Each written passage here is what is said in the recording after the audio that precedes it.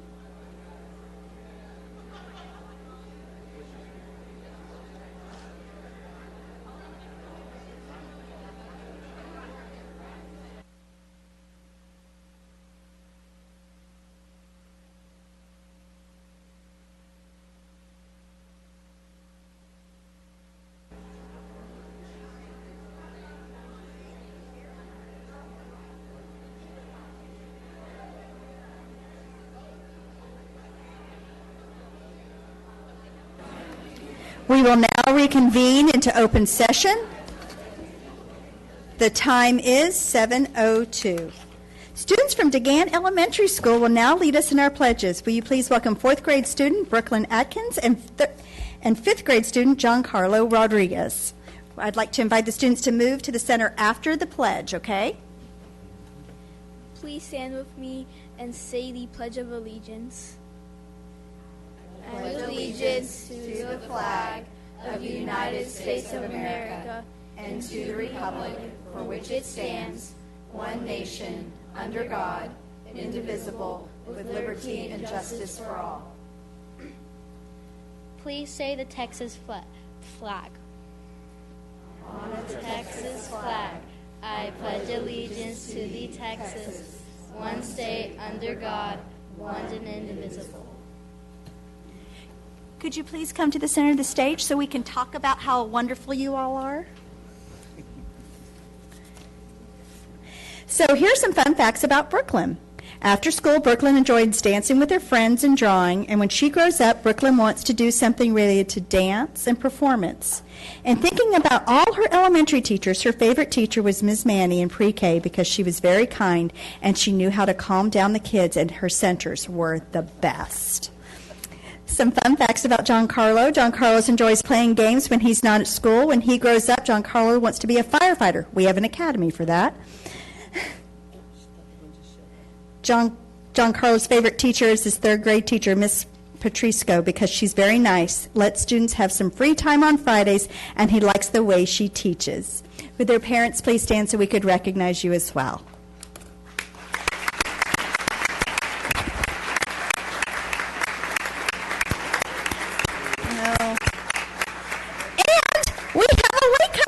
Congratulations for showing up, Yusuf. Yusuf, some fun facts. He enjoys drawing flags from memory. Very interesting. When he grows up, Yusuf wants to be a doctor. Miss Whitmore is his favorite because she encouraged him when he didn't know something, and she helped him a lot. Thanks for coming tonight.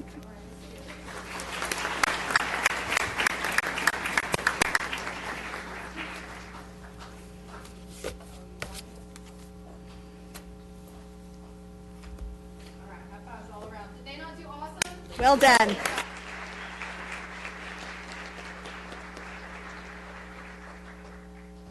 Well, first, I think I'd be remiss if I didn't acknowledge how grateful we are as a board for the expressions that you can see up and around the room. It is an honor and a privilege not only to serve the taxpayers of LISD, but more importantly, to serve the over 48,000 students. And we appreciate the tokens that are hanging up along these walls, and we'll be here for this month. So thank you for that. I also want to invite everybody next Monday night. We will not have school, but next Monday night is our Dr. Martin Luther King event that we will have at Lewisville High School, and the ceremony starts at 6. I would encourage you to come and see the amazing artwork that our students have produced. I had the opportunity to see it when it was being judged, and it's humbling, I promise you. But most importantly, welcome to all. The Lewisville ISD Board of Trustees meets monthly to receive reports from staff and take action on recommendations from the superintendent. The board receives the agenda and all supporting documentation 10 days in advance of these regular meetings, which allows us to ask and receive answers to many of our questions. The board also meets and regularly schedules workshops, work sessions where staff discussions and presentations are given for many of the agenda items. This protocol means lengthy discussion or a litany of questions on every agenda item often is not necessary, and as a board, we should have appropriate knowledge and preparation for the responses regarding the content of our meeting tonight. First up, Communications will now share with us this month's other recognitions and student spotlights. I'm actually going to take it from here, Madam President. And I do want to start off saying with our recognitions this evening, we're going to start with a special recognition, and that's for all of you sitting here. As you can see, as Ms. Prosnick shared, as we see around the room, our campuses have done a great job of celebrating the theme for this year for School Board Appreciation Month, which is locally elected, community connected. And I think they stole one of our 3 C's because our work in the district is focused on building a great culture and doing that through connections and having strong communication. And on behalf of the district, I absolutely want to express how thankful we are for each of you and the hours that are poured in to this role. It is hours of time spent preparing for meetings and making decisions. And in addition to all of that, you all are out in the community and are present and are keeping us connected. And we're very, very thankful. So from our hearts to yours, thank you so much. And we're going to share a special video with you.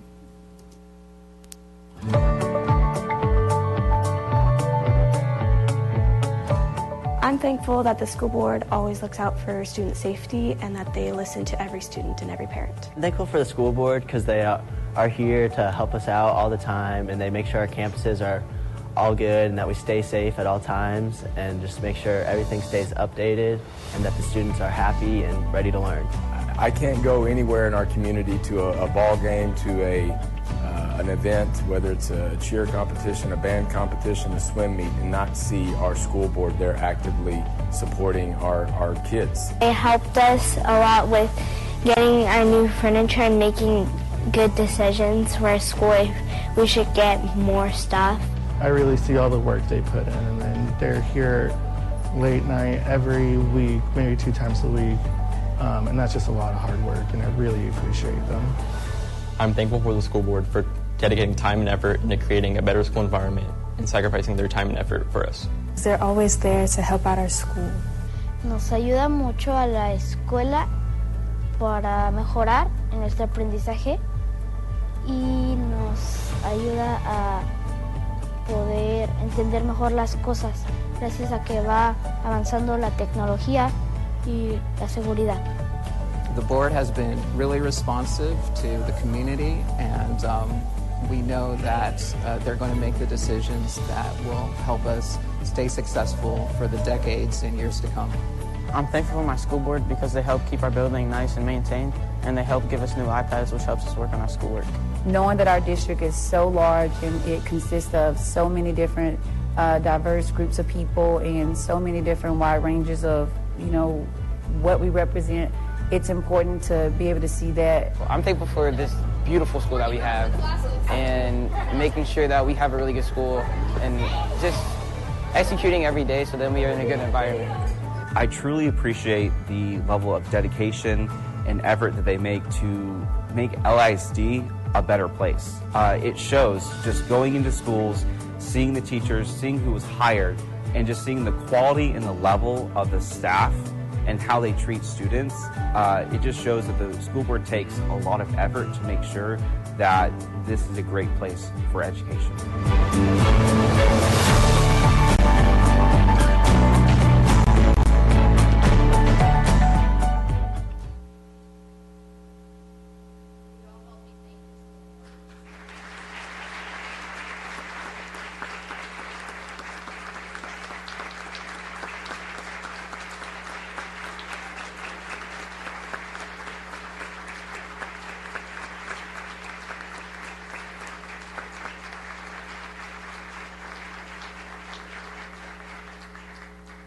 Thank you.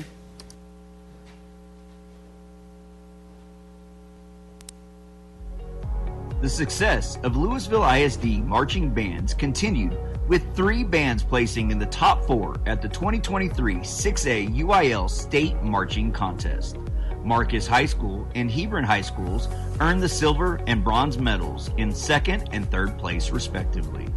This is the 11th straight state marching contest that LISD programs have been represented as state finalists and medalists. Directed by Jeffrey Jones, Keenan Wiley, Nick Vandenbush, Cole Outsley, and Anthony Martinez, Marcus High School's performance of Above the Noise earned 2nd place and the UIL silver medal. Directed by Andy Seeley, Travis Pruitt, Brock Alsafar, Ben Cook, and Chris Josie, Hebron's performance of Monomyth, A Hero's Journey earned 3rd place and the UIL bronze medal. Congratulations, Marcus and Hebron bands. Lewisville ISD is proud of your continued success.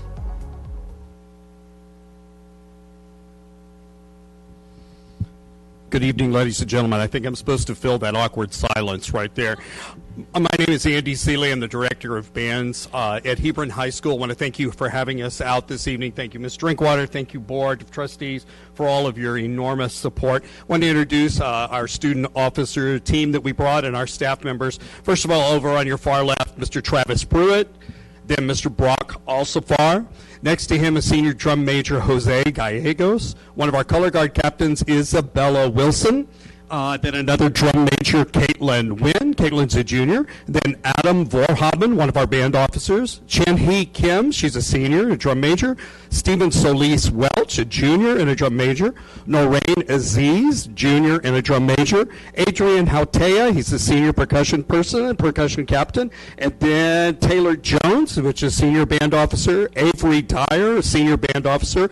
Blinn Hoptamariam, a senior band officer. Sam Sierra, senior percussion officer. And then next to me, Ayan Patel, senior band officer. We also have our principal, Dr. Amy Bowden, here with us this evening, and some parents in the audience. Stand, parents, don't be shy. There we go, thank you.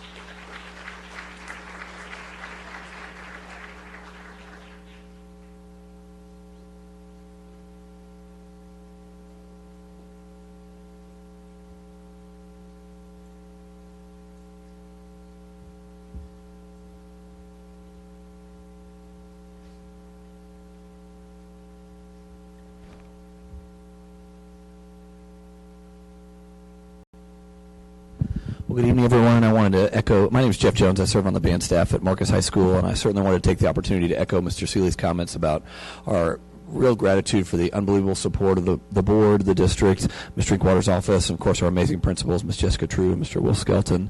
I did want to recognize my colleagues and our students that are up here tonight. First of all, the one and only Kenan Wiley on the far right, my right, your left. Then Nick Vandenbush, Cole Owsley, Anthony Martinez, our guard captains, Senior Ella Woodham and Aubrey Martin, our percussion captain, Ryan Lovejoy, brass captain, Derek Seeley, woodwind captain, Andra Casaju, our junior drum major, Kate Reynolds, and our senior drum majors, Lily Berger and Trinity Beach. So thankful for them, and of course none of this would happen without our unbelievable parents. I know we have several of them here in the audience. If I could embarrass them to ask them to stand so we could give them a round of applause, I would certainly appreciate that as well.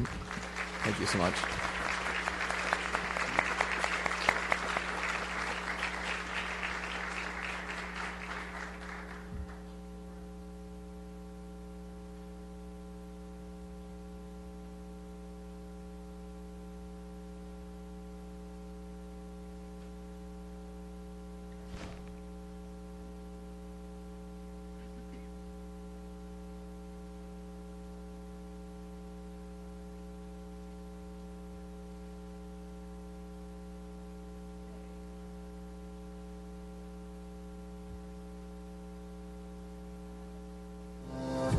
Arbor Creek Middle School Honors Band and Marcus High School's Wind Symphony both recently earned the opportunity to perform on the national stage at the prestigious Midwest Band and Orchestra Clinic in Chicago.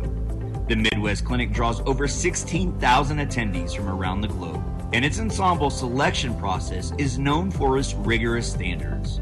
Arbor Creek proudly secured a coveted spot amongst 4 middle school bands selected, while Marcus earned the opportunity to perform as one of 5 high school bands selected. Both ensembles showcased their talents before an esteemed international audience. Arbor Creek Middle School Band is under the direction of Kimberly Bean, and the Marcus High School Wind Symphony is under the direction of Jeffrey Jones. What a tremendous honor, Arbor Creek and Marcus. Congratulations.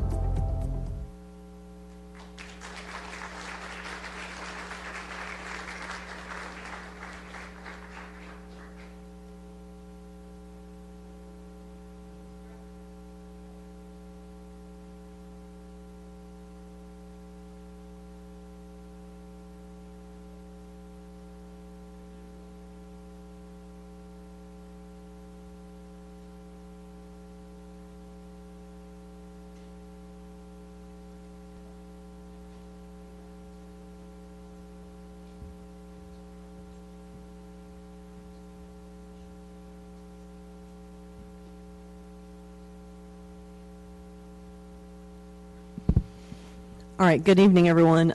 We really appreciate everyone. We're so grateful to be here tonight. I would just like to say thank you to Amanda Drinkwater, Miss Drinkwater, the school board and trustees, of course, Dr. Rapp. I'd also like to say thank you to our principal, Mrs. Amy Obenhaus, and of course to Mr. Curry Goff, who is here representing Arbor Creek.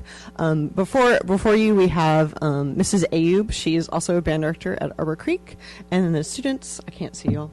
We have Gabrielle Bowling, and then Guinevere Pummel, and then Alexander Scullin, Randy No, and then Iona Gist representing the Arbor Creek Band. I'd also like to ask parents to please stand so we can thank you. Very, very grateful. Thank you so much, everyone.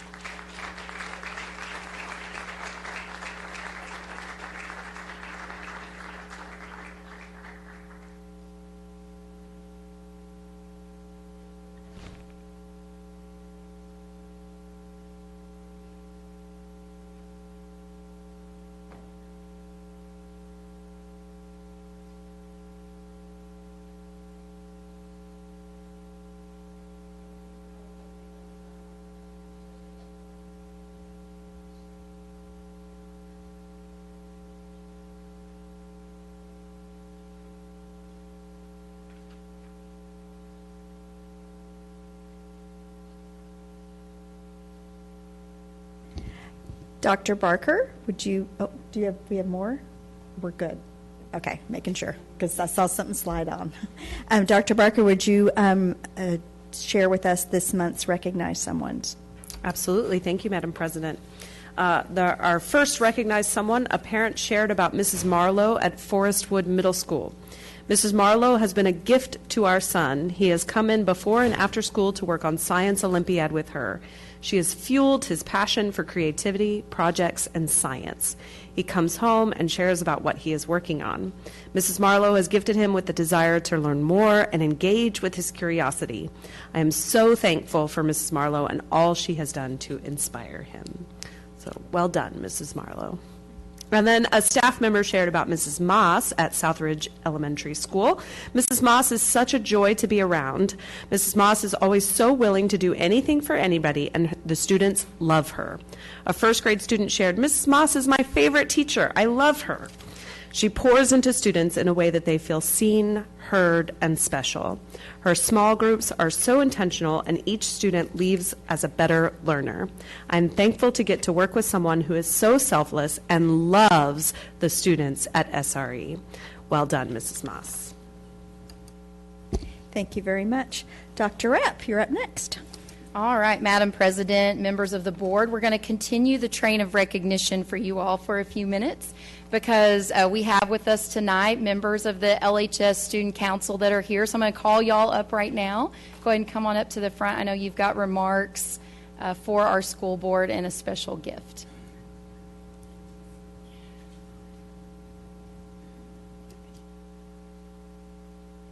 Hello, my name is Emerson Webster, and I am the Student Body Vice President. I am the Student Body Vice President at Lewisville High School, and on behalf of our school, we just wanted to say how thankful we are for our school board and to show our appreciation for everything you've done for our school and our district. We have brought each of you a gift. Thank you so much. I think we'd like to get a picture with all of you with them, if that's okay. Yeah.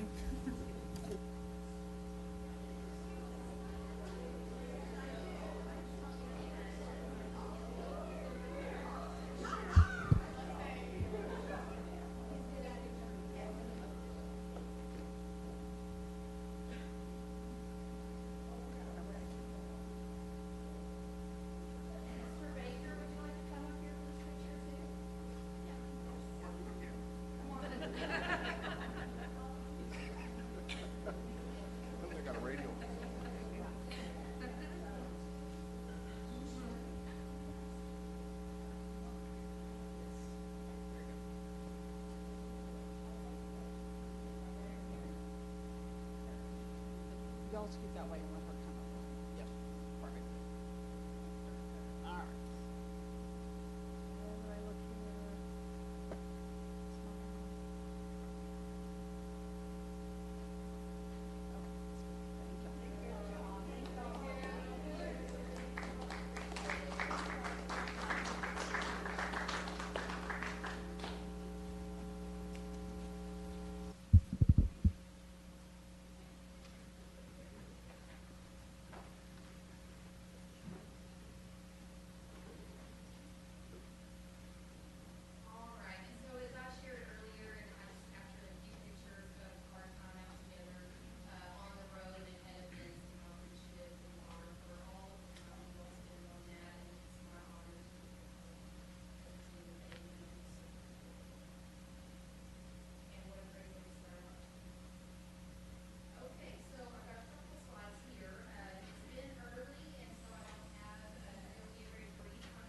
This month? Oh, yes, thank you. I did not hit my button.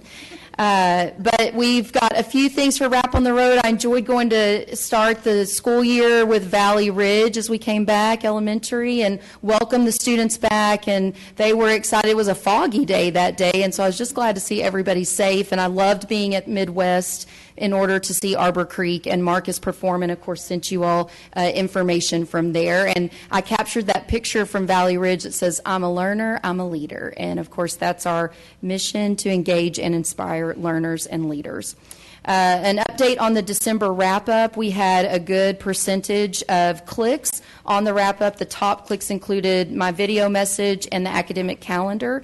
And then with the rapport with families, again, the video message and the academic calendar and school hours. We will, in my January message that's coming out, be reminding everybody of winter weather preparation so that we are well ahead of anything related to that. And then when it comes to connection with staff, of course, we had our pulse check, our very first one in the fall. We had over 4,000 submissions. Our second pulse check just went out as we came back from the break, and I always look forward to hearing from staff. I had lunch with Lori today at Mill Street Elementary and appreciate the staff so much for spending time with me for that today, and I'm just looking forward to a great spring semester. And that's it.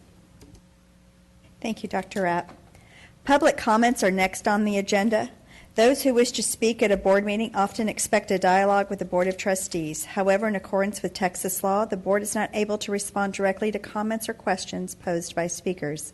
Texas law also does not allow the board to discuss or take action on any issue presented during the public forum unless an item has already been posted for action on the meeting agenda. Each speaker will receive a written follow-up from the district in the next 3 business days.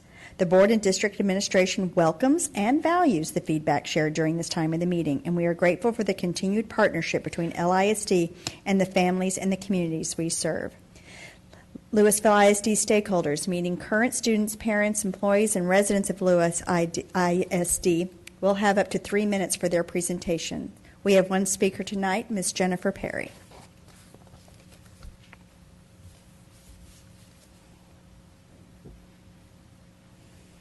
Hello, my name is Jennifer Perry, and I'm a parent here in LISD, PTA volunteer, and president of the LISD Council of PTAs.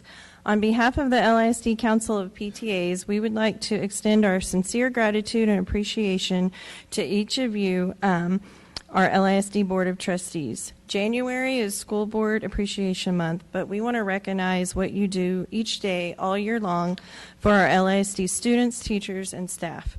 We see your heart as you serve each day with dedication and passion to provide the best for LISD. We also appreciate the support you give to PTA. The Council supports 59 LISD PTAs and includes almost 17,000 LISD PTA members. As a Council, we could not achieve all we do without your support. Thanks to each of you for joining a PTA, attending PTA events, and making time to build a true partnership with LISD PTA. Lastly, we want to thank you and recognize the sacrifice you make for the precious time away from your families as you serve our community. The Council of PTAs is grateful to serve alongside the best of the best, true champions for public education, and most importantly, champions for LISD students. Thank you. Thank you, Ms. Perry. Next on the agenda are consent items. Is there any items to be pulled, or would someone like to make a motion? Ms. Sells? I move that the board approve the consent agenda items as recommended by administration. Is there a second? Ms. Taylor? All those in favor? Vote carries 7-0.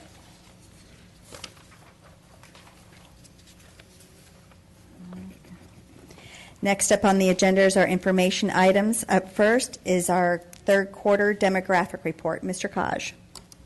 Thank you, President Prosnick, board members, Dr. Rapp. As Rocky Gardner makes his way up here, just a couple of reminders.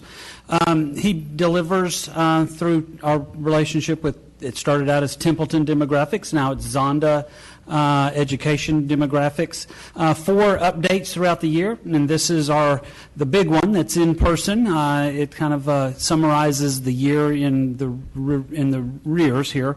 And I also want to thank Rocky for his customer service that he provides to our district. I have to remind myself that he's not ours exclusively. We share him with many school districts across the state. I think he was in Houston last night. So with that, I'm going to turn it over for Rocky to take us through the report. Thank you. Members of the board, it's a pleasure to be back. Happy New Year, all, and congratulations on, this is my second celebration in a row. I was in Tomball last night where we were celebrating the board as well. So it's good to be back in town for sure.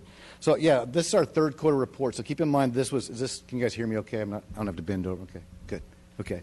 So this is our third quarter reports. So this is data that was collected through the end of September, which really correlates really well with the start of school for us. So I like this research and the stuff we've done here. First thing I'm doing is just looking back at where we were at. This is around your snapshot date, 48,356 students, a decline of about 300 students. You can see my forecast was 48,151, so you came in about 0.5% over my forecast, which is, if I'm going to be off, that's kind of the side that I want you guys to be on, so congratulations on that. We talk about it every time.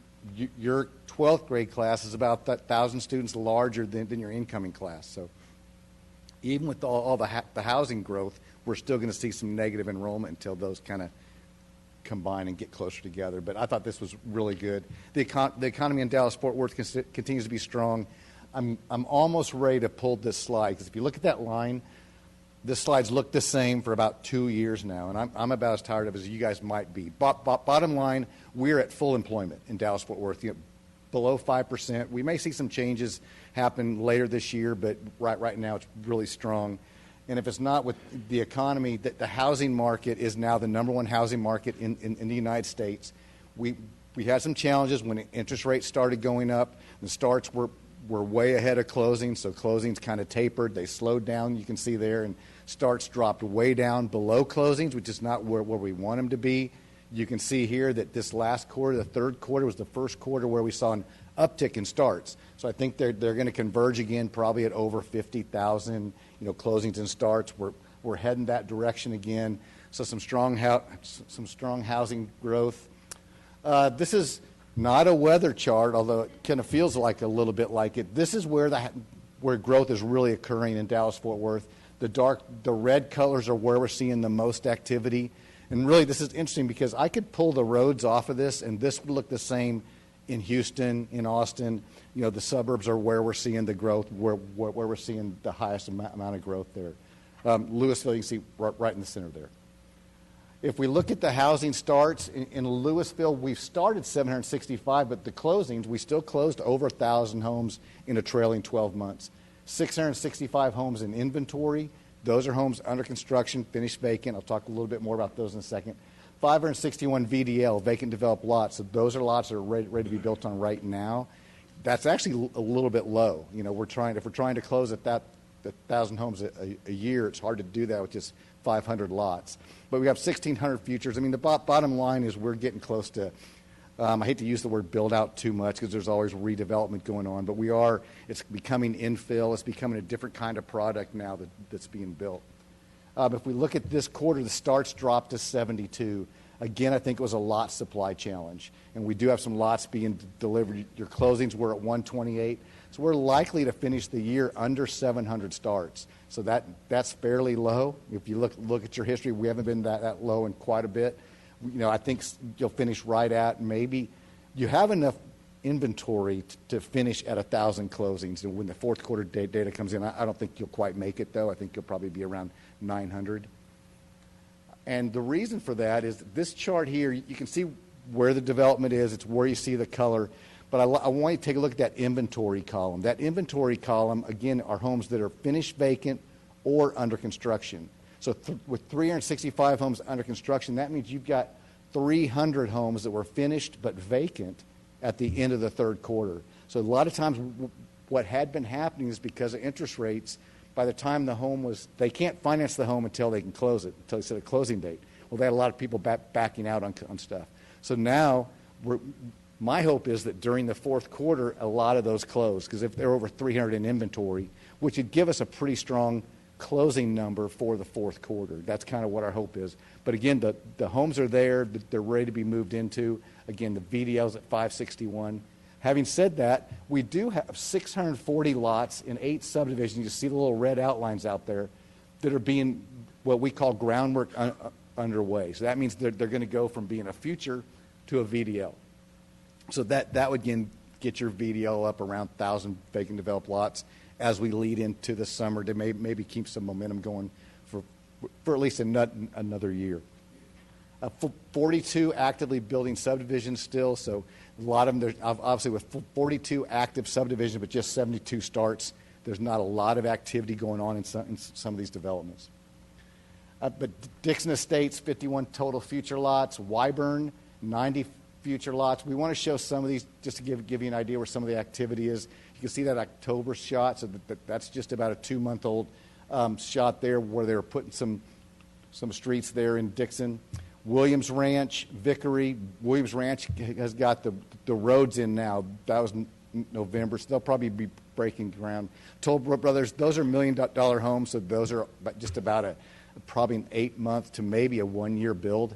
Right now, they're taking a lot longer to build homes than what they used to be taking. It's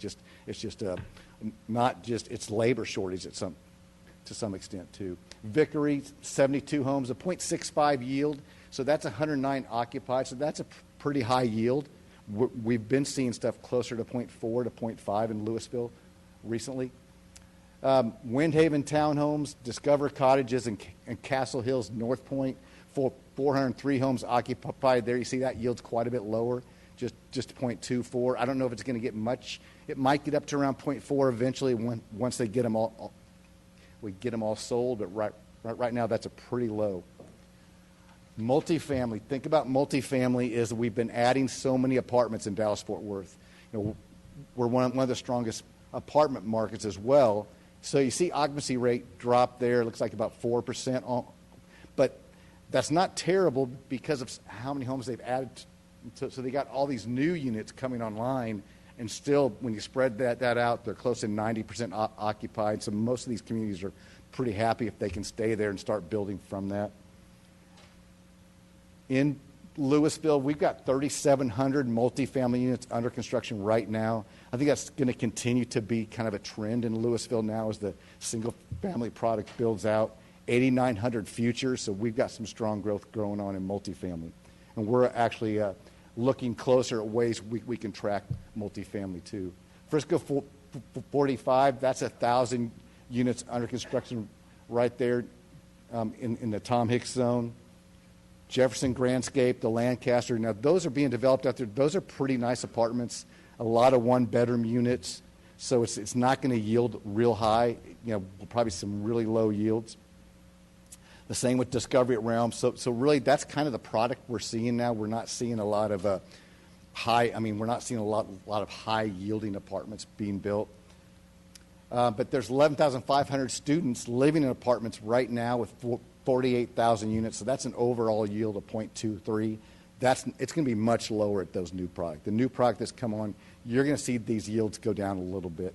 The really high-yielding areas that you see there, that red, keep in mind that we consider manufactured housing or mobile home parks as apartments in the same context because it's multiple units on one property, one piece of property, so that's why we do that. So with that, we'll transition talking a little bit about projections. Newcomers, leavers, this is something we look at each year just to see if there's any trends. Yours have always been very, very close, just about as many coming in as going out. What this means is we look at student IDs. And if the student ID was in the system one year, not in the system the next, we call that a leaver. We don't count 12th graders as leavers, right? We want all those to leave. And then a newcomer is a student ID that wasn't there last year, is there this year. We don't count pre-K or kindergarten as newcomers because they're all newcomers, right? So that's just first through 12. So you're staying pretty steady there, and we like to see those positive numbers there. We want more people coming in than leaving, right? And finally, now I'm going to transition to projections. This has been a tough. Birth rates have been really difficult to track. Let's just say that we've seen some declining birth rates in areas. We really saw it fall off in 2020. I think statewide we were down 10,000 births statewide, and then we've seen a little bit of a pickup. We look at birth rates by zip code, so we have to piece. That's the smallest geography the state will share the zip code of the birth mother. So we look at that data by zip code, and we build it as best we can with the school district. So if the majority of the zip code is in the district, we use that number. So then we see what kind of correlation we get 5 years later. And so what you're seeing there is a correlation of about 90% retention. My forecast next year is keeping your kindergarten very flat, right there at that 3,000. That's because your births remain that way. I think within a couple of years you can get to maybe 3,200 if these birth numbers are, if we have to capture the students, of course, but if we capture them, I think we stay right at that 90% capture rate. So with that, I'm forecasting a drop of 565 students next year. Now, again, keep in mind, we're losing, we're still growing you by about 500 students if you look at the net growth that we're doing there. So we're growing 500 students, when you're adding close to 1,000 homes. I see that trend beginning to drift. You can see where but in 5 years you're kind of beginning to even out. You're getting a lot fewer. These smaller classes are going to move through the secondary, so when they leave, it makes that a little bit tighter, and we'll be flattening out possibly within about 5 years. It's really going to be, I think, dependent on holding on to the students that we have, keeping these pre-K and kindergarten numbers. We can't. We want kindergarten to stay right around that 3,000 number if we're going to succeed with these projections. I mean, that's my, that's a lot of small numbers there, but that's your elementary forecast there. We've got Memorial that's probably seeing the most stress, and they'll probably be over 1,000 students within a few years. At the Flower Mound 9th grade campus is the only campus on this page that we have exceeding capacity right now at that. That will probably begin to decrease as some of those small classes work their way to the high school. With that, enrollment declined 332 students, but then again, I think that was a pretty big positive for us, seeing that number. Record year in new home closings, but now we've got a really slow start rate going on right now. I think 3,700 multifamily units under construction, strong number of multifamily, but again, we're not going to get a lot of students from those apartment complexes. So we think you're going to be right around that 46,000 number for the foreseeable future. That was fast. I hope that's okay. I'm happy to take questions, talk about just about anything, related to demographics. Are there any questions? As always, appreciate the thorough work that you do for us. It makes doing other things a lot easier. Thank you. It's easy working with Jeffrey and kind of going back and forth. So he keeps me honest. So I appreciate you guys. Happy New Year. Thank you. Mm-hmm. Next up is our pre-K annual report for our littlest learners. Ms. Gall. Thank you, President Prosnick. Dr. Rapp, members of the board, Heidi Veal is here tonight as our early childhood administrator to share with you how things are going in the pre-K world. Thank you so much, Madam President, board members, Dr. Rapp, district leadership for letting me be here tonight. Let me also say congratulations. Thank you, board members, for the tremendous amount of support that you provide all students in LISD, especially pre-K and early childhood programs, where my passion lies. I hope tonight is informative and helps to give a good overview of the program. Also provides some student and enrollment data as well as celebration and goals to wrap up with. Our LISD vision statement starts with our early childhood students. We are committed in EC programs to growing confident and equipped students so that they can thrive and adapt for their future in kindergarten and beyond, all the way to 12th grade and beyond in their whole life. So who do we serve in LISD pre-K? Our largest enrollment group are our pre-K eligible 4-year-olds that we're serving in those full-day classes. Of those eligibilities, you can see the 6 eligibilities on the left side of the screen. Our largest eligibility groups are our emergent bilingual students and students who qualify by income. We also have the pleasure and honor to serve our children who have individual education plans starting at the age of 3 as early childhood special education students. That's ECSE. So they are also schooled in our co-teach pre-K classes. And in addition, we have our tuition-based pre-K programs in Discovery Academy at 4 of our different elementary campuses across the district, as well as employee-based pre-K at Lily J. Jackson. So those kind of encapsulate all of our different students that we serve. Kind of an interesting side note is the legislative session last year, there was a consideration floated around of adding ISD employee children as a new pre-K eligibility, but that was never, passed on into statute during the session last year. But that does lead us to ask a question: how is pre-K funded? In 2019, House Bill 3 was given to us with the mandate of requiring all pre-K eligible 4-year-old students to be served in a full-day pre-K class. Prior and up to that time, half-day pre-K was the way that they were schooled in our districts. Although we were mandated to provide full day, the state only continues to fund half-day ADA funding for pre-K eligible students. So we only get half of the amount of students that funding for pre-K students, although we're required to school them full day. That early education allotment was also introduced and intended to help fund gaps associated with pre-K half-day funding, but other large priorities were included with the early education allotment. One that you would recognize would be the reading academies.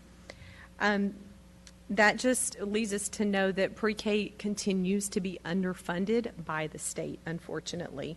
Our half-day ADA is just a little bit over $3,000 for a pre-K student who we are mandated to school in a full-day classroom. And when we look at our actual LISD staffing costs for providing our high-quality early childhood pre-K classes, our cost for our pre-K students on the elementary campus is double what the state provides us in funding. And at Lily J. Jackson, where they're getting that very rich early childhood center schooling, it's almost 4 times the cost. So that gives an example of how these pre-K funding shortfalls by the state can really greatly and do inhibit us being able to locally provide special services like busing for pre-K, for instance. Now we're going to look forward at enrollment in pre-K. We'll reflect back with last year's enrollment for the 22-23 school year.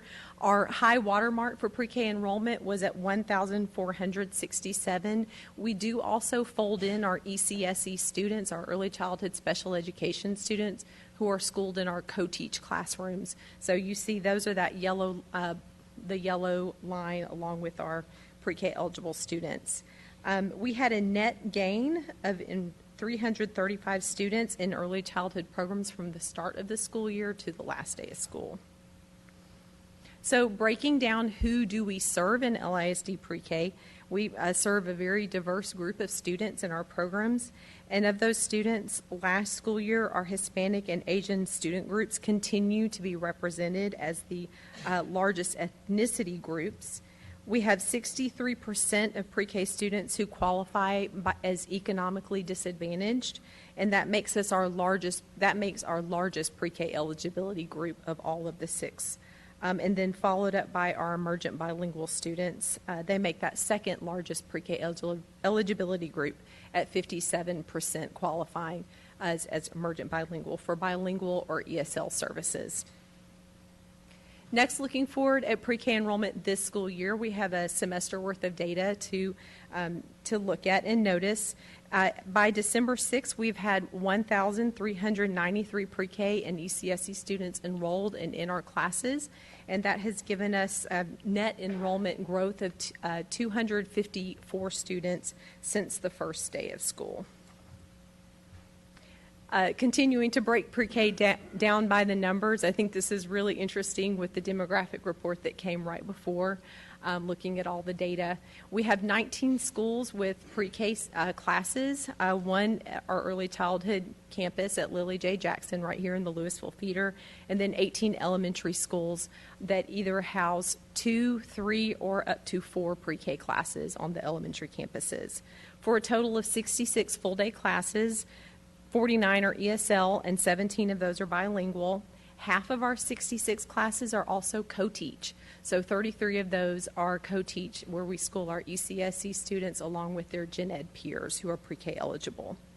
This year we have 12 new to pre-K teachers, which is down by 5 from the 17 new to pre-K teachers that we had last year, which is great news in terms of pre-K teacher retention.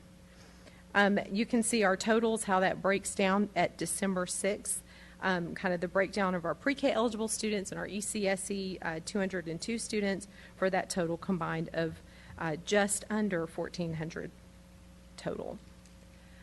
This next table is going to just kind of give us an overall picture of gen ed pre-K enrollment percentages by high school feeders and then as a district.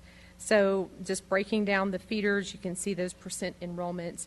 LISD as of December 6th was 89% full in gen ed pre-K, which broke out as 89% full in our ESL English pre-K classes and 94% full in our bilingual classes. Now we're looking at pre-K snapshot enrollment data over the past 5 years. When we reach back to the 20, 21, and 22 school years, that represents those 3 years that we were under the full-day waiver, and we were working towards converting all of our half-day classes to full-day pre-K classes. It also represents that period of time when COVID happened. So that did have some interruption to enrollment numbers as well. What's exciting to notice is that as of last school year 23 and this school year, as of the PEAM snapshot data, we have very consistent pre-K enrollment, which is a really positive indicator of both program stability and contributes to sound staffing and being able to place appropriate classes at appropriate campuses where the numbers are. Also, as a part of that mandate to transition to full-day pre-K, we had to also show how we were providing year over year for pre-K, full-day pre-K for our mandated 4-year-olds, which you did, where you can see from the 1920 and then 21 and 22 school years, a high increase of providing full-day for those 4-year-olds in classes. It's also exciting to see that even compared to last school year at the snapshot time, we're continuing to enroll more 4-year-olds in full-day classes than we ever have before in LISD's history. Okay, now we're going to shift a little bit and just take a peek into pre-K curriculum, instruction, and programs and standards. You'll notice here it says 2022 revised Texas pre-K guidelines. Last year, December 2022, TEA released our revised pre-K guidelines. Those are basically our standards, our TEKS for pre-K. We were given 8 months to get to know those revised guidelines, revise all of our curriculum and support documents, train all of our teachers, and be ready to teach with those revised guidelines in the classroom in August. We did it. Of course, we're still working on some of those curriculum revisions that are happening gradually over time, but we swiftly got in there, trained teachers, and we also worked on that curriculum work over the summer as well. We still have those 10 instructional domains, just like we had prior, that really do serve the whole child. Everything from social emotional development, language and communication, fine arts, and physical development, as well as all those pre-academic areas that you would expect in the school environment. Looking now at some student data aligned to the Texas pre-K guidelines, emergent literacy and emergent reading is one of those domains that we have to report data to the state. Our goal for the end of the year is our students being able to name 20 letters by the end of the year, and all of our student groups meet and exceed that goal of 20 letters by the end of the year in pre-K. Looking in at the math domain, we're looking at that counting with one-to-one correspondence. According to the guideline, they need to be counting to one-to-one correspondence up to 10 objects. Our Spanish group students, on average, are meeting that goal and did meet that goal at the end of the year, and our other English and ESL groups were just right there at up to 9 objects. And those are some of those kinder readiness guidelines and goals. In the social emotional learning domain, that is one of our 10 instructional domains. We are looking at the CLI Circle Social Emotional Checklist. That is our assessment tool that we are required by the state to use and also required by the state to report that data to TEA annually. We use the checklist with our students and expecting by the end of the year for them to be at 47 of the 62-point max. And you can see our Spanish, students assessed in Spanish exceed that end-of-year goal. And again, our English speaking assessed students are kind of just right there at the very top of that. And then a final piece of data we would like to share is just some parent feedback that parents shared with us last school year through a survey that we shared with them in May. We had an overwhelming positive response on the parent survey it was shared with all early childhood parents, and the ones who responded shared some really wonderful open-ended comments that we couldn't help but share back tonight. I've seen firsthand the positive impact it has made on their academic and social journey. I am truly grateful to Me Gusto Mucho. I'm not going to read the rest in Spanish, but I can translate it for you. This parent shared, I like it a lot. Children learn so much. It is a very good opportunity for the children. I think that pretty much sums it up. I know you can read the rest of the comments, but it's really beautiful when parents volunteer that type of feedback for the program and what it's meant to them and their children. So in summary, some data takeaways are pre-K students are making really significant gains both in their pre-academic and social emotional development. We know that's critical for their success, not just in kindergarten, but also beyond in their life. In response, early childhood programs, myself, our learning facilitator, are able to look back at our student data and design specific professional learning opportunities through PLCs and summer workshops, and also ongoing coaching that they have the opportunity and are able to participate in throughout the school year. And then just really recognizing that high parent satisfaction that they shared with us through the survey in May. And then finally, a couple of additional celebrations that the data didn't necessarily lead us to. One is pre-K enrollment numbers that are stable across our years now that we are in that full implementation of full-day pre-K. Celebrating another summer of early childhood summer school success. We were able to reach 587 emergent bilingual students who were rising into kindergarten and first grade this school year through the 17-day program that we provided this past summer. It was at 3 different locations, and all of those summers, just one example of the great enrichment opportunities that they got was all students got to visit Liz Dola on a field trip that was designed specifically for them at their grade level for their learning that day. And then also celebrating over this last summer, we had over 330 participants at our pre-K specific professional learning sessions that myself and 2 other people facilitated. So we were very busy this summer. But we love it. We love our teachers, and I would be remiss to say that the students and the teachers are the passion behind why I do and we do what we do. Our teachers are the heart and soul of the program for the kids, and they're so dedicated, and it's amazing to see their dedication by their participation. Our goals for the program, we're halfway through this instructional school year, so these are all goals in progress.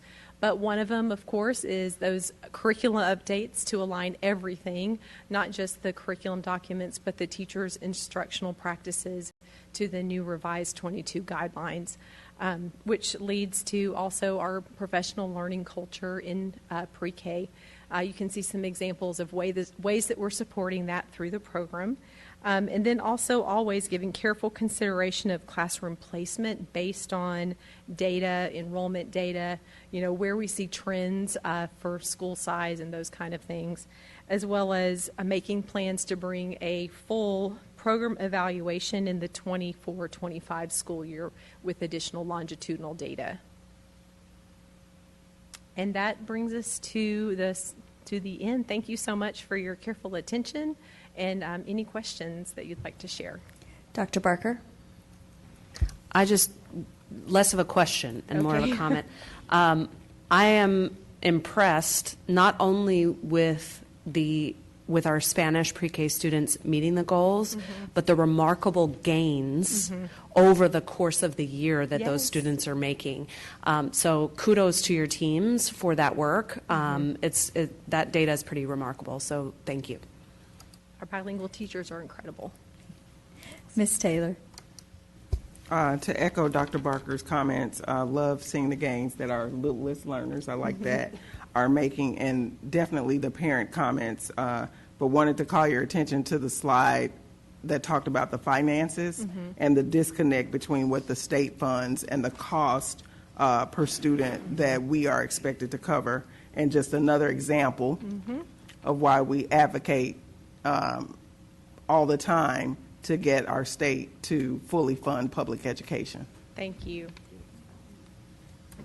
Ms. Sells? I'm just going to follow up because that was a great segue that even though the state does not fund us, we require and we expect excellence here in LISD, and we can continue to do that every day. And this is just one of the many programs in LISD that we will not put a child in harm's way due to the negligence of those in Austin. So, thank you. One of the things you said was that we're enrolling more students. Well, as we enroll more students, that delta gets wider as far as funding goes. Have some numbers, fun facts. Our total revenue, and I'm including our Discovery kids in this, which I know it's not part of your presentation, but they also experience the same pre-K program. So the total revenue that we have is, I'm going to be round numbers, $9 million. Our total expenditures are almost $13 million. That's $4 million. We have a deficit budget this year. I'm not cutting pre-K, but I think that that is something that if it were funded the way for a full-time pre-K student, that we would not have almost a $4 million deficit for a single program. There is not an educator around that wouldn't tell you how important early intervention is, and the best early intervention is pre-K, is good quality pre-K, which is what we provide here in this district. So I think that that is, I'll have something else to say about that a little bit later, but I want to thank you and your team. I love going out to Lily Jackson and having my play day and having children who are learning their letters in shaving cream chase me with their hands. It's fun. But I think that the hands-on work that your team does, I think that it not only does foster that community in that classroom, but I think it helps them as they rise up to kindergarten in our elementary schools, that they're showing up prepared and ready. So thank you very much for the work. Thank you. Thank you all. And one day I'll get my buses. Next up is our monthly technology report, Mr. Kolbeck. Oh, there he is. Thank you, President Prosnick. The monthly technology report is in board book. It's for data the month of November. The 2017 bond funds, you'll notice that it's down slightly. I believe that's from our cybersecurity purchases hitting those accounts. The devices, as you can imagine, another month past, another month older. Pointing out a couple pieces. One, the teacher devices as of November are averaging 5 years, 3 months old. We did place the order in December for our teacher laptops as part of the 2023 bond program, and we are just starting to see those arrive now. So that, as we get those deployed this spring, I would expect that number to start going down. IFE, the revenues are up slightly from the month prior, about $10,000, and expenses are also up about $13,000. On the second page, broadband at home and opt-in percentages are unchanged. The opt-in percentage is very high. It's 98.47 of enrolled students in grades 4 through 12 opt into the district's iPad program. And I do want to point out on the right side of the graphic, it says devices on campus, 1 to X only, 88.13%. That's our district scorecard number, our target goal for devices on campus daily. So we were able to hit that goal here in November. Our categorical use is very similar to months prior. We're averaging about 85% of our bandwidth used for educational purposes. So with that, if you have any questions, I'll do the best I can to answer them. Are there any questions?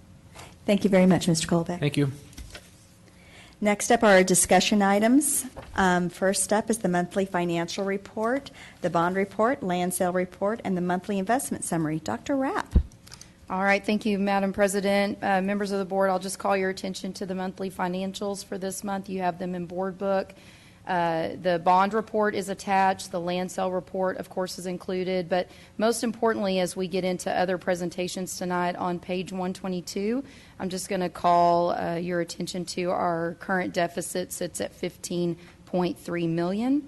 And then on page 128, I believe, is your investment report for the income earned for the period, and we've earned $1.2 million in investment. So we'll talk further about the deficit in a couple of items. That's your monthly financials. Thank you, Dr. Rapp. Next up is the 2023 bond program. Dr. Rapp. All right. Well, we do thank our voters for the support of our 2023 bond program, and so we're just going to provide a few updates this evening about that. It looks like it's on the last slide, so I'll let them. I don't want to go in reverse.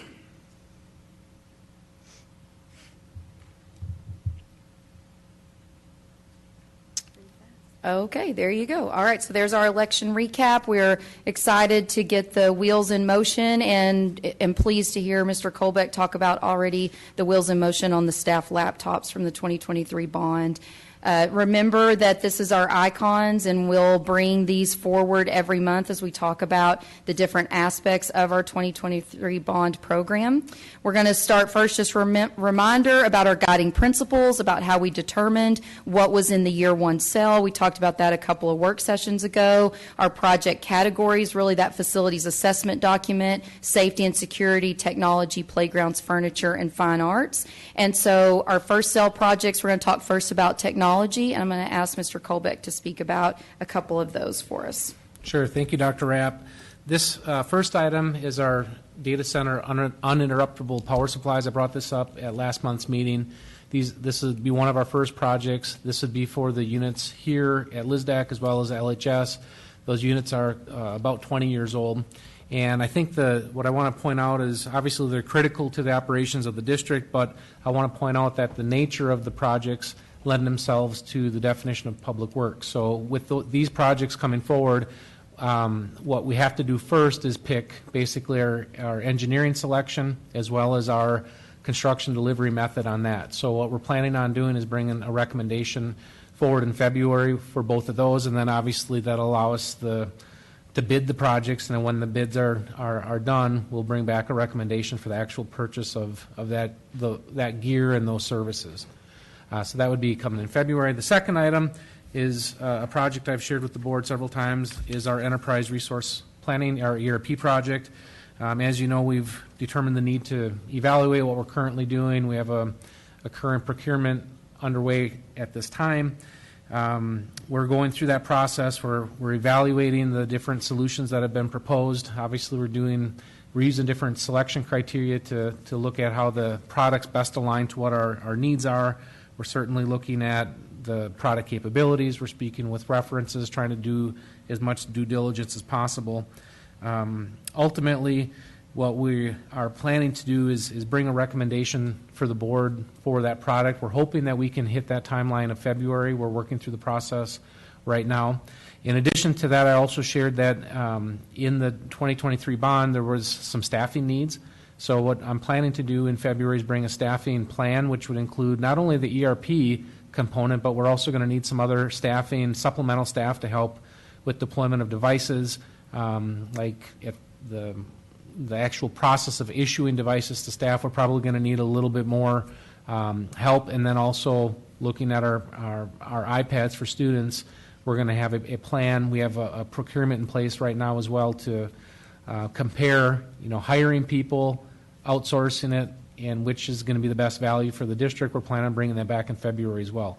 But ultimately, as it relates to the ERP project, our plan is to bring that consent item to the board in February. The project budget for this, which would be in the 2023 bond, is $4.25 million. And our goal is to bring that recommendation, and then obviously it's going to be a long implementation to get whatever we bring for recommendation implemented.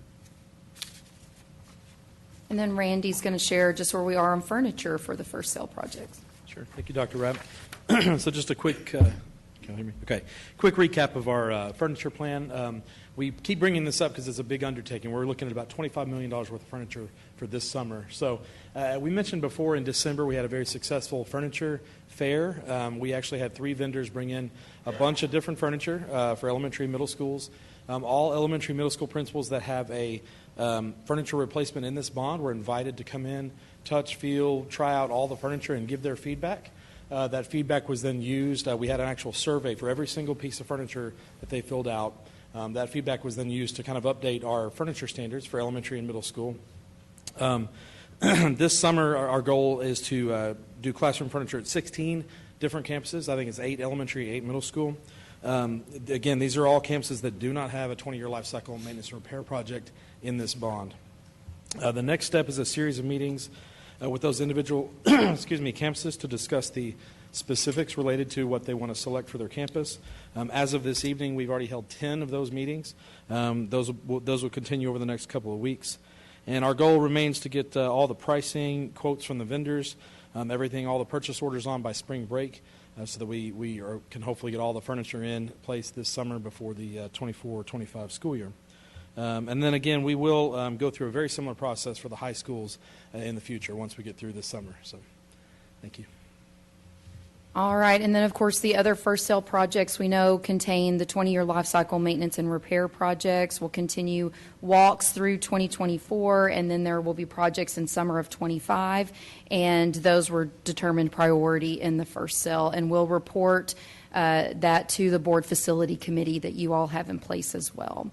And so our first sale budget projection that we've been talking about over the last month basically is that project budget of $520 million. Of that is $76 million for technology and $69 million for expediting some safety and security projects. When it comes to financial analysis, we've talked about there's a lot to consider. I keep bringing this crystal ball back forward because none of us have one, but we know we have a lot of things to look at when it comes time to sell bonds.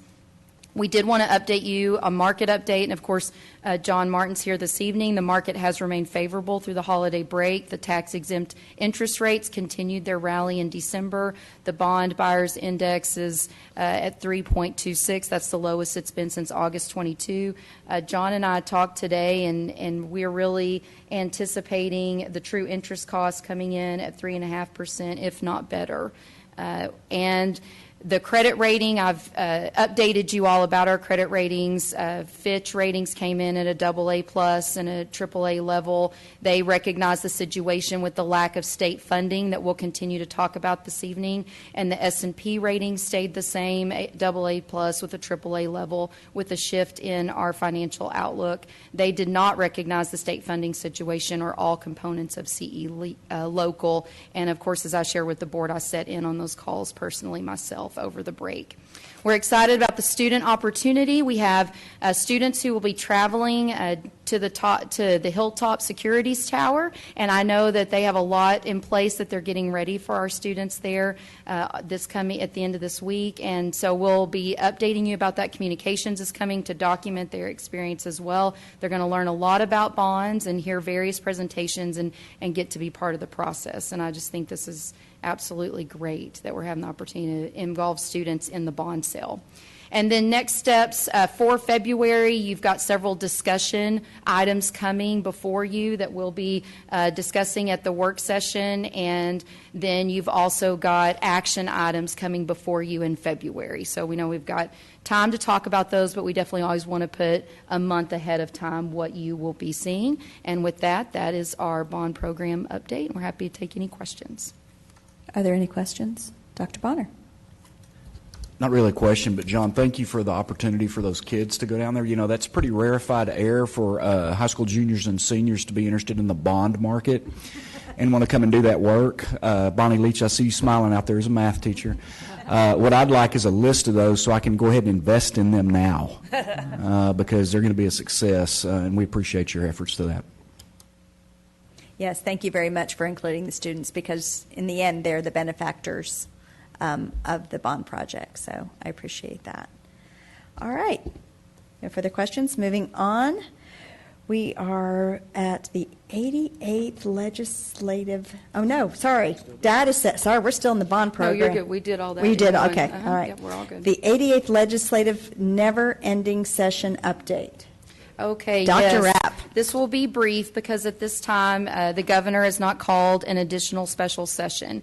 And what that means is that there's really not looking like there's any hope of addressing public school funding. So the 88th regular session, along with the 4 special sessions that they've had, looks like it will all close without an increase to the basic allotment, and we'll talk more about that in the compensation presentation.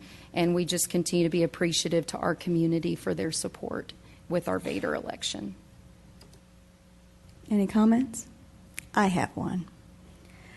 So the 8th legislature, those people are right now, they're running primaries. And the best time to ask a candidate and to get some answers is when they're running. And I would encourage you, if you are out and about in the wild and you see candidates for State House, I would ask them if they are willing to swallow the poison pill of vouchers or ESAs, or are they going to stand firm with public education and their constituents and raise the basic allotment. Because that has direct impact on what is next on our agenda, which is our compensation. So that's just my little advice if you're out in the wild. So next up, we have the compensation consideration. Dr. Rapp. All right, I'll start this off, and then I'm going to turn it over to Melissa Cobb, and then I'll come back and finish it up. So tonight's discussion, we are going to take a look at the education job market outlook and overall context as a part of our compensation conversation. We're going to talk a little bit further about the impact of the lack of action from our legislature. The basic allotment is the mechanism that provides funding for raises for staff. That is the way it works. And so we'll go over that this evening. We're going to review how did we do with the compensation package that you all passed last year, and then discuss any compensation considerations for the 24-25 school year. I think it's just always important to remember our business profile. We're the largest employer in Denton County. Education is absolutely a significant industry for our local economy. And as we heard from Rocky, currently we're serving over 48,000 students. We're employing over 6,800 staff. 3,800 of those are teachers, 1,258 are aides, and 580 auxiliary staff. And we're running 229 bus routes every day.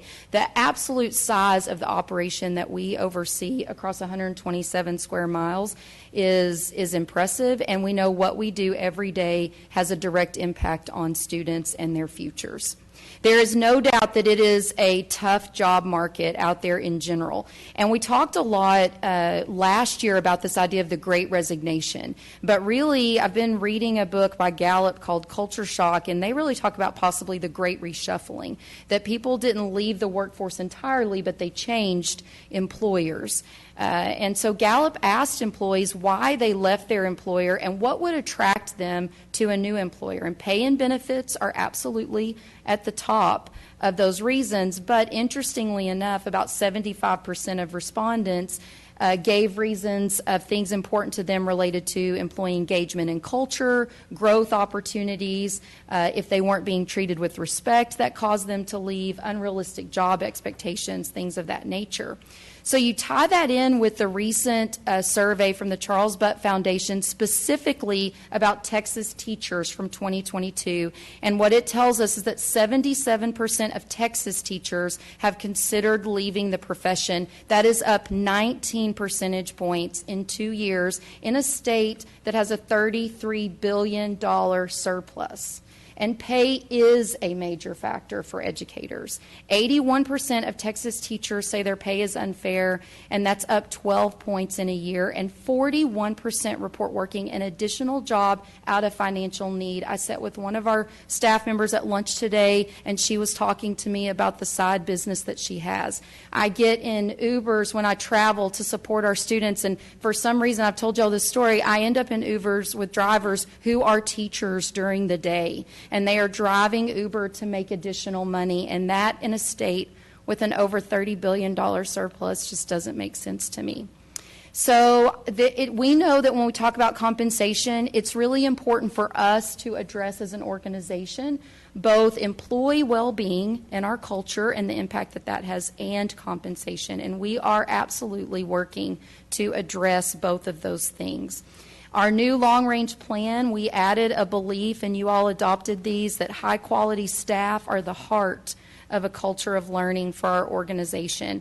And some of the things that we're doing to prioritize employee well-being in Lewisville ISD is focusing on our culture, creating that culture of recognition, the Recognize Someones that were read earlier, the Wellness Wednesdays, district game nights, our campuses having that family atmosphere and our departments having that family atmosphere, through communication, connecting with our community about public education and why it's important and how we need people's help to support us and support our staff. And then the book that I read also just talked about if you're an organization where your workers have to be on site, where your employees don't have the hybrid flexibility that's coming with the new workforce, it's so important that you think about how you address time. And another way you can address things is just through things like a relaxed dress code. And we know our calendar, we've worked hard with the time that we have to provide staff extra time for work. Within the 9 weeks, the lunch monitors at elementary schools and the additional leave days provided by the board accomplish this. And we absolutely put our money where our mouth is when it comes to well-being. It's something that we're measuring on our long-range plan. We're working to streamline district initiatives. We, through our pulse checks, check on our staff well-being, and we're working to try to limit the paperwork that our staff deal with, although some of that comes to us from state mandates. Now let's talk a little bit about employee compensation. When it comes to addressing this, as I said a minute ago, the legislature took no action to increase the basic allotment. The basic allotment is what provides funding for raises. And we said last March in 2023, without action from the legislature to fund public education, which would mean increasing the basic allotment and reducing recapture, our district will face some tough decisions ahead regarding programs, compensation, staffing models, class sizes, and support for student needs. I sat in a meeting today with other DFW superintendents. Every school district in our area, and I would tell you in our state, is having to have these conversations because of the lack of action of the legislature. And I'm going to rewind us back to last March, that should say March of 2023. I apologize, that's my typo on there.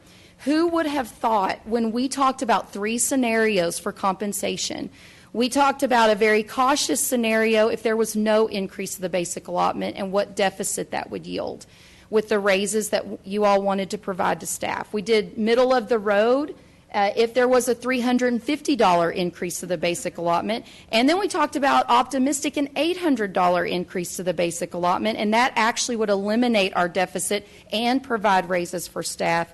And now here we are with the legislative session ending, and we ended up in the deficit range of no increase the basic allotment. We were facing roughly a $48 million deficit, and through our community stepping up and passing the Vader election, that's helping us be at the middle of the road, but that's not because of the action of the legislature.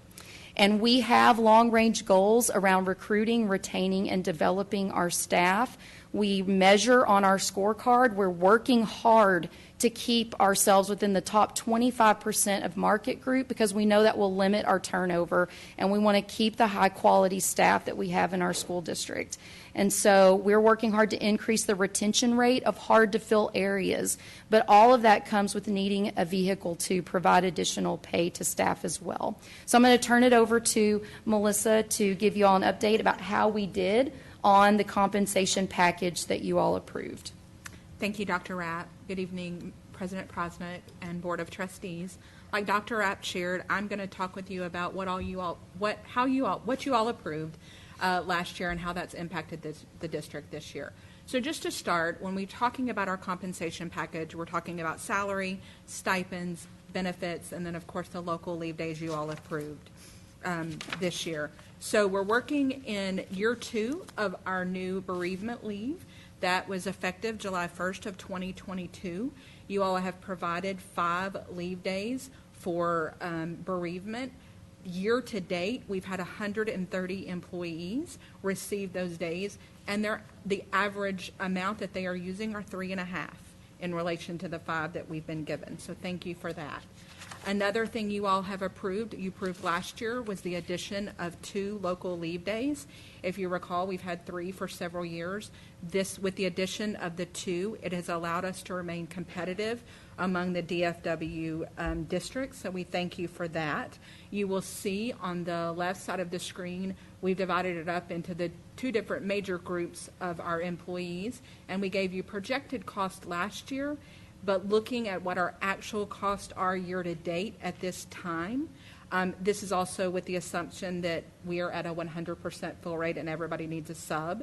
We are looking at a total for the first semester of about $362,000. We anticipate that to be about $850,000. So thank you for that as well. And then just as a reminder, our district contribution, what we pay towards employees and their health care, we have about 65% of our employees participating in our health care plans. And you'll see that we remain competitive. In fact, we provide more money towards health insurance in the majority of the neighboring districts. There's only a couple that are slightly above what we offer. And I will say, just looking at that, we remain pretty competitive there. So looking at that, just a little bit, look at the numbers. When you look at our 5-year history, we are paying around between $17 and $18 million for our employees' district contributions each year annually, and that's based, like I said, based on the 65% of our employees that participate in our LASD benefits.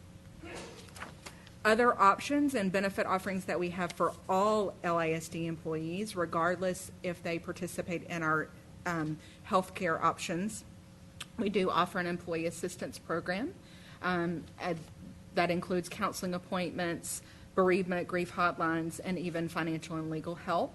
Our vaccination clinics, I know you've all read about that in our weekly updates. Those have been highly successful. The district does pay for paid flu shots and offers a variety of other vaccinations. We do offer a $15,000 district-paid employee life insurance policy for different employee groups. And then we have different leave benefits such as hardship, bereavement, donated days.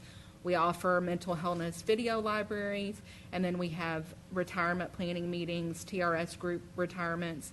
And then one of the new things we started last year was an annual baby shower, providing all of our maternity leave for all of our expectant mothers and their spouses, and it's a great time. If you ever want to come, we'll invite you.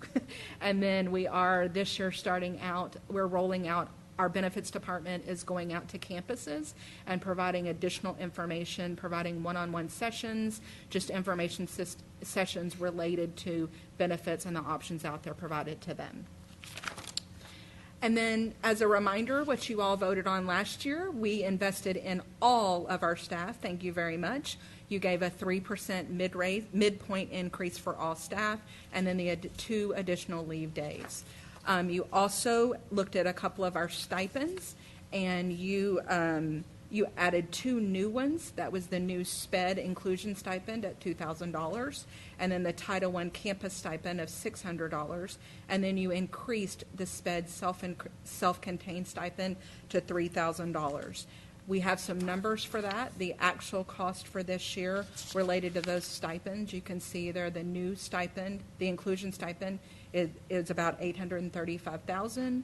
The increase to the self-contained stipend has cost us about $547,000, and that Title I campus stipend is right at $1.4 million. And when we come back to you in the next coming months, we'll be able to share with you what some of our retention has been as a relation to those stipends. You also voted to do some market adjustments with certain groups of employees that were under market. For our teachers, those with 10 years of experience or more, we did make some market adjustments there. In fact, I'm going to talk in a little bit about how we changed our compensation strategy goal. We went from the percentage of the market to up to a place in market, and we're going to talk about that in a little bit. Our goal is to be within the 5th place of the 20 area districts. We also made market adjustments for our elementary principals, our facility services department, and we completed the 3rd phase of the technology services market adjustments within the last 3 years. So with that, we want to look and see, with all that you approved, how did that impact our comparison within the DFW districts? So UEA puts out a survey for teacher salaries every year, and it surveys about 50 districts in the DFW area. You can see the results of the last 5 years. I want to call your attention to the 23-24 school year. You can see that at year 0, the previous year we were in 13th place. We did move down to the 14th place. That is a result of about $150 differential. So I'm going to explain that in a little bit, but it doesn't look as bad as it is there. But from year 5 to year 25, you can see we increased there. In fact, we met our goal of being in that 25th percentile. And then in year 30, we stayed about the same as where we have been. So really, our place among those 50 North Texas districts, we achieved our goal of what we wanted. And then looking at it, that same information from a different perspective, how did we compare with our more narrow group of our 20 market groups, what we've looked at over the last several years? Those are our competitive market districts right there. This information comes from the TASB annual salary survey. So you can see those are all the groups that we looked at. Of those groups, 8 districts did give a 4% or greater teacher salary increase. That is what led to us dropping at that year 0. So, and I'm going to explain a little bit what that looks like. The ones that are highlighted in green, they did go over our starting salary of $60,850. So I'm going to explain that in the next slide. So looking at those districts, these are the districts we compare ourselves to. You can see what the districts did. Last year, we gave a 3% midpoint raise. The ones that are highlighted in green are those that gave 4% or higher.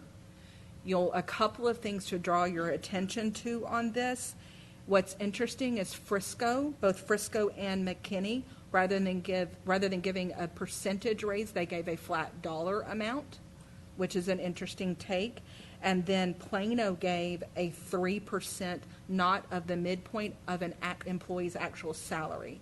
So that is kind of an outside of the box way of thinking and a different strategy. It's outside of the norm there. You'll notice that Richardson also gave more than a 4%, but it did not bring them over our starting salary. So that is why it's not highlighted in green. I'm kind of a color-coded kind of girl. So this slide here just looks at where we went from, where we kind of changed our compensation strategy. If you look on the left side of the screen, it talks about what our teacher starting salary was for 22-23, and it gives the percentage of the market as well as the place in the market. And then on the right side, we moved to this current year, 23-24. You'll notice at year 0, we did that. We were at 101%, 101.6% of the market, and then we did drop, but a lot of that is based on that 150, that differential. Several districts came in close to that. And then from year 5 to 20, we increased in both the percentage, but we remained constant with our place in the market. Looking at starting salaries that we used for teachers for this year, you'll see that we were at $6,850. There were 4 of our market districts that went over us, but like I said, you're looking at $150 between Garland and Mesquite. So yes, we did drop, but it's only $150. You've got Mansfield and Capel that are higher than that. So we are, we're pretty competitive as to our surrounding districts there. So our takeaways, just in relation to what we did this year and how that compares to our surrounding districts, we did change the market strategy from going to that percentage to the place in market. Our goal was 5th place, which is the top 25th percentile at each 5-year interval, and that 3% of the midpoint and a market adjustment for years 10 and up was approved. Again, the percentage of the marketplace, we decreased at year 0, but we did increase from years 5 and up. And then we remained constant for years 10 and up. We dropped for years 0 and 5, and 8 districts did give larger increases. And then finally, you have seen this slide throughout the years, and this just really looks at what we have done historically in relation to salary increases. When you look at each of the different categories, you've got your teachers, nurses, and librarians, and then we've also separated out some groups as well of different employees, and then admin professionals. So you can kind of see what we've done throughout the last 5 years. So our home run takeaways are the positions that were approved for the 23-24 market adjustments. We maintained or improved our competitive position within the area. Our increase in local days brought us to match the DFW market. Our SPED stipend adjustments have increased our place in the market. Our principals and assistant principals are all at or above the market, and we are on track to meet our staff retention long-range goals. So with that, I will turn it back over to Dr. Rapp so she can talk about considerations for the coming year. So there's no doubt when you look at the information provided that you all have absolutely had an overall investment in staff compensation. I'm just going to look at this snapshot over the last several years. You know, you all have spent $56.8 million on raises. And one of my takeaways from conversations with my colleagues is different years, districts do different percentages. And so we did a 3% last year. Some districts had to catch up because the year before they had only done a 2 or a 1. So each year it varies widely. And to Ms. Cobb's point, a 4% compared to a 3% can sound like a lot, but when you do the actual math, it's a little smaller when it comes to the actual dollar takeaway. What I want you all to take away from this slide, you've been prioritizing since we have been through COVID and all that we have faced there, providing raises and increases in compensation for staff. And you can see that our deficits are about equal to the raises that we've been providing, right? And so that was really that conversation last year. The legislative session was going to happen, and we knew going into it there was the surplus. And the thought was there should be absolutely, how could a session not happen again without an increase in the basic allotment? And we could have easily overcome this deficit with an increase in the basic allotment. But raises are really the ongoing commitment that is causing us to have deficit budgets and have had to dip in to our fund balance. I think it's also important to think about what Ms. Cobb shared, that really you all have provided compensation in 2 ways to staff, and over 65% of staff take our health benefits. So when you look at last year, $16.4 million in raises, $17 million in health benefits compensation, for a total last year of $33.4 million on staff. So I just think this is an important story for us to continue to tell, that compensation comes both in the form of salary raises and the health benefits that you all provide. And you can see I totaled for you there. There's your $58.5 million on raises these last 4 years, and $71.7 million projected over the last 4 years for health benefits we're only at a year-to-date point for this year. One of the most popular questions I get asked by staff is, what about stipends for a certain category? Are you considering increasing those? Or what about veteran teacher pay? And of course, y'all took a big step last year to increase our veteran teachers in the market. And last compensation cycle, we discussed $12 million worth of additional compensation ideas that we said, and again, sorry, it says March 2022, it should say 2023, if the legislature went over $800 of an increase the basic allotment, we would add an additional salary percentage increase. We would continue to adjust our teachers that are our most longevity teachers through not only market adjustments but teacher longevity pay. We would give one-time payments to staff.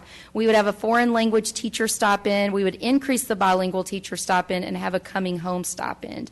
So it isn't that we don't know how to meet the needs that are out there. It is just that we don't have support from our legislature on taking care of our educators.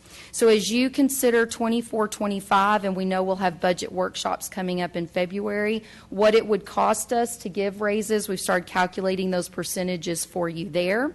And then our timeline for next steps is in February, we'll continue to talk about the financial impact on the district due to the lack of legislature action with our $15 million deficit. We will continue to have board budget workshops in March and consider steps at that time, and then in April determine what might be possible with compensation, and then remaining budget workshops throughout the spring. And with that, I'll close and let you all have discussion. Ms. Lasan? Just for clarification, Dr. Rapp, when you're on the slide, when you're talking about the deficits, so this is talking about like these earlier years, we didn't end up in quite as big of a deficit as what we passed, right? Yes. These are smaller than what you passed. Right. But what's contributing to the deficits that you ended up with is the raises. Okay. Okay? Yeah. Okay. But yes, y'all have not ever had to have the deficit that you adopted at the budget level, but you've still drawn down on the fund balance. Right. Yeah. I guess, and that was kind of my point, is that this year, yes, things have happened in the past that where you ended up not being as in debt as we were, but this year we know that's not going to change. Yes. Dr. Barker? I have a couple of comments. So my first comment has to do with thank you, Ms. Cobb, for all of the conversations around how different districts did salaries.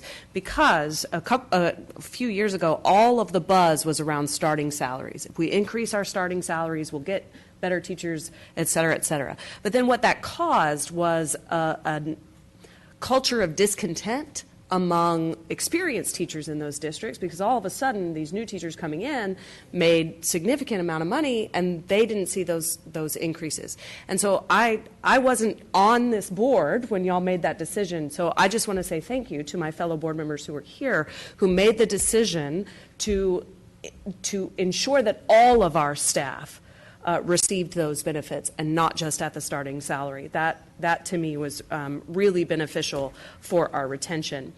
The second comment that I have to make is really to extend on what Ms. Prosnick said just a minute ago. The number one, research over and over and over again says, the number one factor when it comes to student success is the teacher in front of them.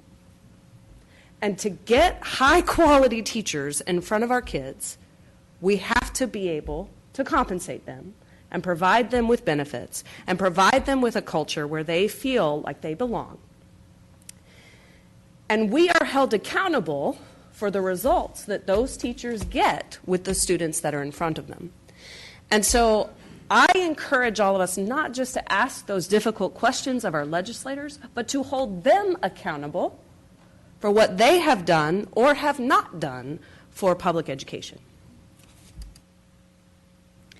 Thank you, Ms. Barker. So part 3 for me. What you need to understand is the money's already been allocated. The legislature passed a budget. The money is there. They're just not willing to spend it. And every candidate I've ever met says they love teachers. Then pay them. Then pay them like the professionals that they are. And then I would back that up and say, respect them for the professionals that they are. We are blessed in this district to have amazing professional educators. And I probably speak for everyone in sport. We would pay them much more if we could. But the only way that I can do that, the only way we as a board can do that, is if the legislature allows us to do it. So, once again, when out in the wild, ask your favorite candidate. With that, we will move on to district-wide intruder detection and audit report findings. Mr. Garrett. Good evening. This is the report for the intruder detection audits from the TA through the month of December of 2023. We had 7 campuses audited, which included Central Elementary, Etheridge Elementary, Hedrick Middle School, Lakeview Middle School, Vickery Elementary, Prairie Trail Elementary, and the Colony Elementary. All corrective actions have either been completed or scheduled for this month, and we have been notified that we'll be receiving additional visits in the month of January. With that, I'll take any questions. Thank you very much, Mr. Garrett.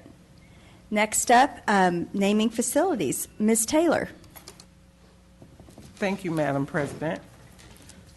With respect to this committee, first of all, thank you for allowing me to lead it. The committee is made up of myself, Dr. Stacy Barker, and Allison Lasan. I just want to give some background information. This was included in the board report, but I think for the audience, it's important for me to share the information that, or the recommendations that we received in some of the comments. The first is that the committee received multiple recommendations, and when I say multiple, my email was going off quite a bit, pretty much every day, from community members and administrators, read like a list of who's who in our community, to name the LHS Fieldhouse in honor of 2-time state champion Coach Ronnie Gage. Some of the comments that we received: Coach, well, we already knew this. Coach Gage was the Lewisville High School head coach from 1991 to 2004. He also served as the LISD athletic director from 2005 to 2009. What was shared was every year, over 25 of his players or assistant coaches meet up at the Texas Coaches Convention for a reunion with Coach Gage. Coach Gage won 2 football championships. He is a published author and is listed as one of the 100 most successful coaches in Texas. Coach Gage was lauded as a mentor, with many of his former players now being coaches or assistant coaches. He was also called a shining star of the community and a remarkable human being. With that being said, the committee recommends that the Board of Trustees approve the following: to name the Lewisville High School Fieldhouse after Coach Ronnie Gage. It would be named the Ronnie Gage Fieldhouse. Okay. Moving on to the next recommendation that the committee received. Again, the committee received multiple recommendations from the community members and administrators. Again, email pretty much going off every day, and it read like a list of who's who in our community, to name the track at the Marcus High School Marauder Stadium after longtime Marcus cross-country and track coach Stephen Edward Talanius. Coach Talanius, better known as Coach T, was noted as an incredible mentor and beloved figure. His mantra was win with humility, lose with character. He instilled values that shaped his runners into outstanding individuals. Coach Talanius showed unwavering dedication and genuine care for all of his athletes. His accomplishments on the field included 16 straight boys district championships and 10 girls district championships.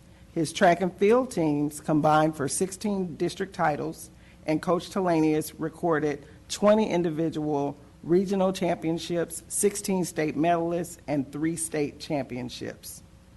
That being said, the committee recommends to name the Marcus High School track after Coach Stephen Edward Telanius. It will be named the Steve Telanius track at Marauder Stadium.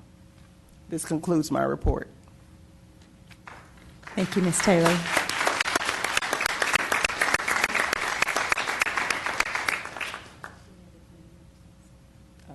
Would you guys like to speak? Do any of the other committee members want to chime in? She said it all pretty much, but we really did enjoy, going through the emails that really all of the board members got. But, it's great. And I know that most of you, we don't normally have that many at the end of a board meeting, but I spoke with a few of you out there. So thank you for showing up tonight. For both of these men, I heard Coach Gage speak at a Lewisville Chamber event, I believe when you were still working there, buddy. And he has a book, and he's just so inspirational. So it's neat because I didn't know him before that. And Coach T, my kids have gone through Marcus, and I didn't know him personally, but I know how special he was. And when he passed away, that the red cups, on the fence were there for, over a year, I think. I guess they kept taking care of them. So anyway, we're really honored to be on the committee and to honor these two men. But with that recommendation, Dr. Bonner. Yeah, you may. I wanted to thank those from Marcus High School that are here tonight, honoring Coach Telanius. Got Kelly Sudereth and Bonnie Leach and Nancy Jones, I think a charter member, responsible for Battle of the Axe back there. You might not want to get much further back there, Nancy. And Dory Loughborough and Chris Porter. That's the dedication and the evidence of the exceptionalism of the man we're talking about. My colleague talked about the student successes, and I think about, I can close my eyes and see kids running from Marcus High School down to the lake, and Coach T following on his mountain bike, right? And that resulted in a lot of student success because he was inclusive, and he'd let anybody join that group. They were the original pack. Take that back to Coach Sherman and let him know I said that. And so, that resulted in kids like Amani Terrell and Renee Mativier winning individual cross-country titles for girls. And, the flywheel effect took place there, and it became part of the culture because a decade and a half, 2 decades later, you had Craig Lutz do the same thing on the boys' side, state and nationally ranked runner. And that doesn't just happen. It's an indicator of the exceptional coach that Coach T was. And then I'm going to turn my attention to Coach Gage for a moment, too. Cleve is the most persistent human being in the world, Cleve Haston back there. He's been on this for several years, and it is well-deserved. It's well-deserved, and it's time, that not only Max Goldsmith is identified, but Coach Wilson, Neil Wilson, and now Ronnie Gage gets to join Mike Campbell being named as a facility holder. And so I appreciate Coach Gage as well. Your presence here, Cleve and Mike and Ronnie, and then, of course, Coach Odell, is evidence of the coaching tree that Coach Gage has. Odell is in the position now that Ronnie held and doing great things. And then there's other coaches across the state of Texas that have been touched by Ronnie Gage. That's the bottom line. He's doing great things after he leaves, but I'm just pleased to be on this board, and it's a discussion tonight, but I assure you that I'll be voting for this next time we meet. Thank y'all. So with that, it will be on a future agenda item for the board to vote and approve. Ms. Sells. I just wanted to thank the committee. And you both referenced the amount of emails before that you got. But I will tell you that this board sits and has received multiple emails about naming other facilities before you all were on the board that action wasn't taken because the legacy did not stand up to these men that are being honored tonight. And I just want to thank you for doing your due diligence as a committee in going back and making sure that the legacy was pure there. And I think that that is the beauty of our committees, but it's also the beauty of the power of and the willingness that you all took on to do your due diligence. And I just wanted to say thank you to the committee. Well done. Next up is action items. So consider an order authorizing the issuance of unlimited tax school building bonds and appointing a pricing officer to approve the sale of the bonds. Dr. Rapp. Okay, well, we've talked about this a lot, so I will just simply say this sale is proposed as a parameter sale in which the board would designate the superintendent or the CFO to execute the transaction if it can be accomplished within the parameters set by the board, of course. And the recommended parameters are as follows: that the aggregate original principal amount of the bond shall not exceed $600 million. The final maturity of the bond shall not exceed August 15, 2044. The maximum true interest cost for the bond shall not exceed 4.75%.